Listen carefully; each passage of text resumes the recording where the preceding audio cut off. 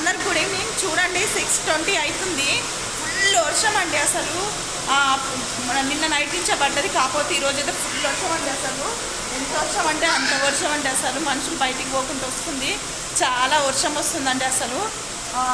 ఏమంటారు అసలు మొత్తం మాకైతే ఇట్లా డోర్ వరకు వచ్చినాయండి వాటర్ అయితే.